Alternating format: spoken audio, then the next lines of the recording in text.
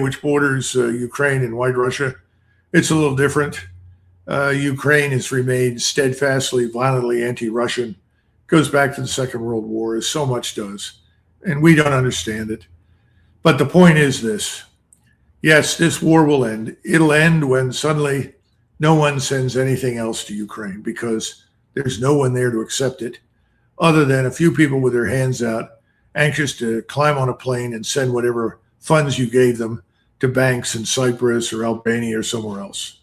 So that's when it's going to end, sadly. Now, in the meantime, the Russians hold the cards. They can move decisively whenever they want to move.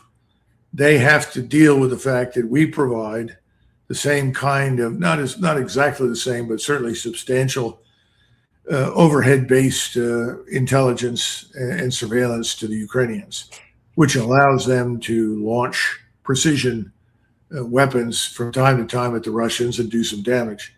Enough to win the war? No. Enough to be more than an irritant? Sometimes.